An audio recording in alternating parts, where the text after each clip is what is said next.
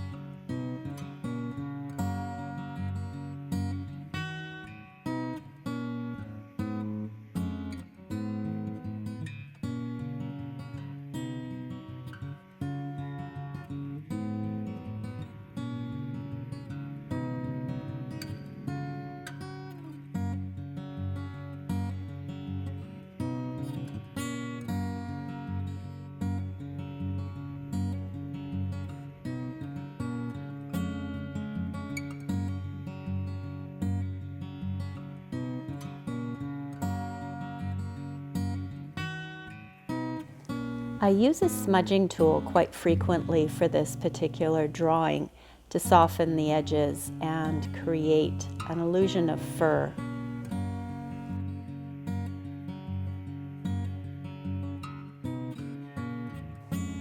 My husband and I lived for a few years on the Canadian prairies in the country. We had 5 acres, and we would often see deer in the fields that surrounded us. On one particular morning, we awoke to see a fawn in one of our far fields, and it was running around and bawling for its mother. It would settle for a while and lie in the tall grass, but then it would get up after a few minutes and start calling for its mother again. This went on all day, and it was the longest day of my life. We knew we shouldn't interfere, but after this had gone on for several hours, we tracked down a local rescue agency and sought their advice. They confirmed that the fawn was not in danger and that this was a very common occurrence in the spring. Nevertheless, I find it very difficult to stand by and simply watch an animal in distress, particularly when it's a baby. It took every ounce of fortitude we had not to go to its aid, and we called the rescue agency several times that day. They were quite certain that the mother would not be far and that it would return to its child before nightfall. It was extremely stressful, but we maintained our distance and kept our animals away as well, and just kept vigil over this young fawn. The sun was just beginning to set when I noticed a deer far off in the distance. It was about a mile away, and I had to use my binoculars to see it. It was laying down and appeared to be quite calm and comfortable, and it was in the shade of a group of trees.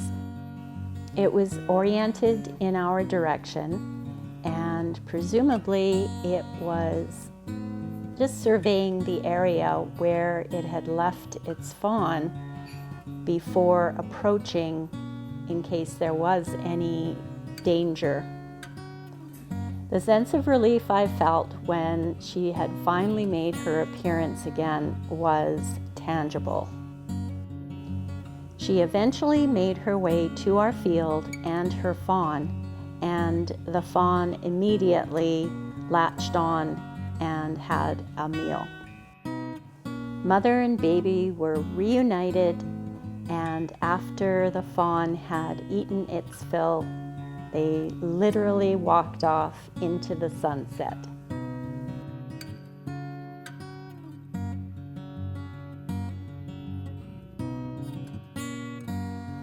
That never happened again, but we did have several encounters with wildlife, and it was always exciting to bear witness.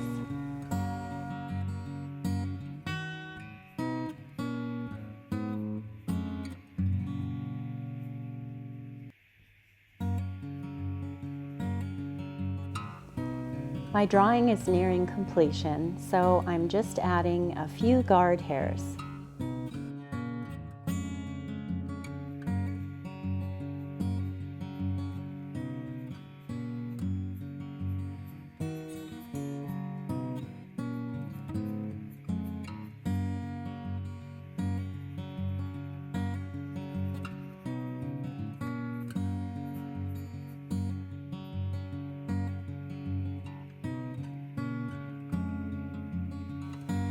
The final step is my signature mark,